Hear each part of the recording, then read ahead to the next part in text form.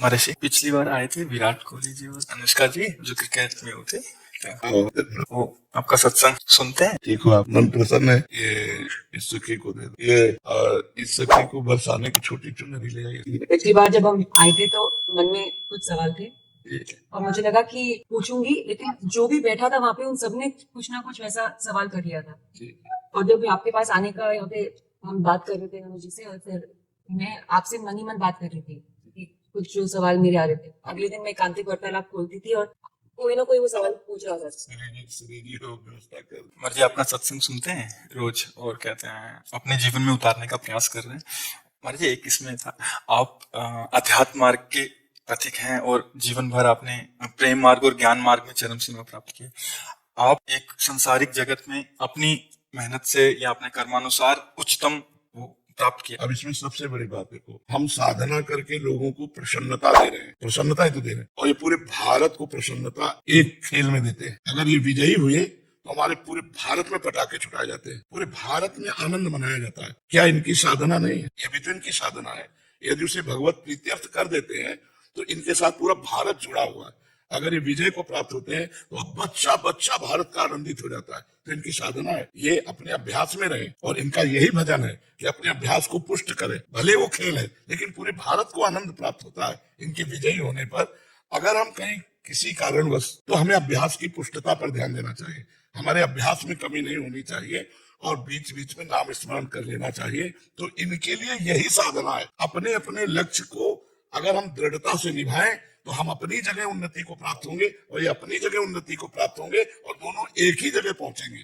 क्योंकि ये परमात्मा के इस विश्व में इस भाव से रह रहे, हम इस भाव से रह रहे।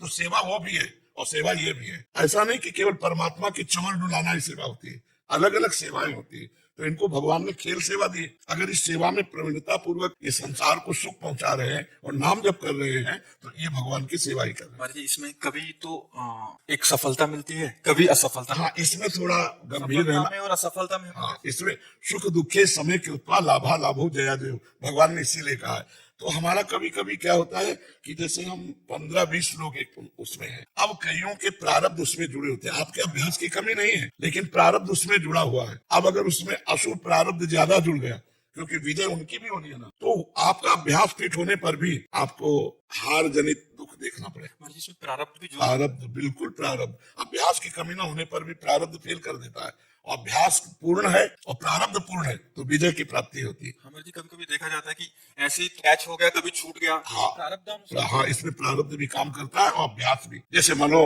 15-20 की, अब ये अभ्यास में बहुत प्रवीण है लेकिन इस बार प्रारब्ध है कि दुख भोगना है, तो आपको उनके संग के प्रभाव से, क्योंकि पूरा खेल एक से तो होगा नहीं, तो आपका किया हुआ अभ्यास भी फेल हो जाएगा। अभ्यास ही केवल नहीं है, उसमें प्रारब्ध भी है। असफलता में हमें कैसे रहना है? हमको उस समय भगवान का चिंतन करते हुए धैर्य रखना पड़ेगा। है बड़ा कठिन, है बड़ा कठिन, क्योंकि असफलता में कोई धैर्य पूर्वक मुस्कुरा के निकल जाए ये बहुत बड़ी बात है। अब मतलब असफलता में भी जहां से असफलता प्राप्त हुई है उसको गले लगाकर मुस्कुरा करके और चल दें। भगवान देते हैं वो क्षमता। असफलता ही सदैव नहीं रहेगी, दिन नहीं रात, रात कैसे रह सकती है। हमको धैर्य पूर्वक भगवान का स्मरण करते, और है बड़ा कठिन, क्योंकि जो सफलता में सम्मान मिलता है तो असफलता में सम्मान तो नहीं मिलता।